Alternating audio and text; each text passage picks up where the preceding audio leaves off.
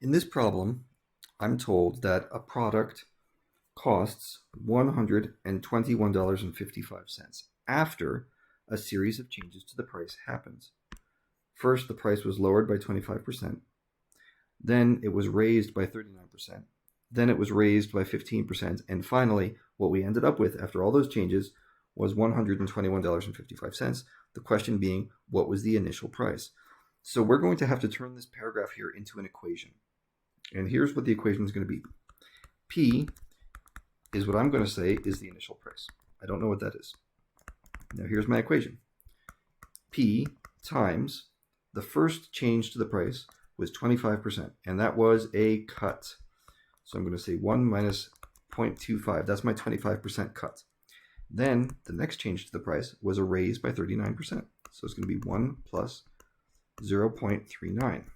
Then the next change to the price is another raise, this time by only 15%. So there we go. And what that equals after all these changes are done is $121.55. This right here is the challenging part of the problem. It's the part where we turn English into math. Once you get past this and you're comfortable now, we can just do some divisions and we'll be done.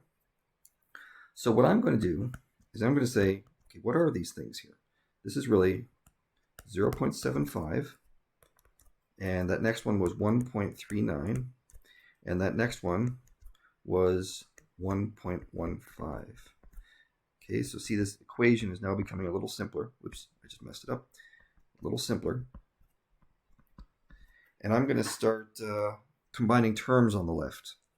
Let's see, I'm going to use my calculator, and I'm going to punch into the calculator 0.75 times 1.39 times 1.15. And I get this. P times 1.198875. Double checking. 1.198875. Good. And that equals 121.55.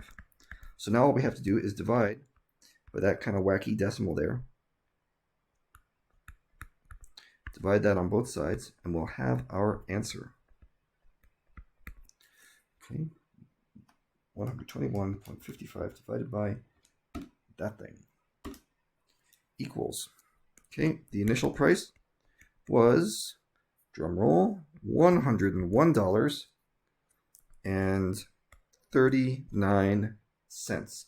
You'll notice I didn't round at any point in this problem until the very end, because my actual answer is 101.38671 and so on. At the end, I can round to the nearest tens, but if you round during the middle of your problem, you're going to make a mistake. It's going to be off by a little bit, a couple cents, a couple nickels, but that's where rounding errors occur. So keep sure to put the rounding at the very end of the problem, and during the middle of the problem, when you're working through this, especially when you're turning it into a math problem at first, make sure you get these things right. I've got a price cut, then a raise, then a raise, and they're shown this way using minus or plus or plus.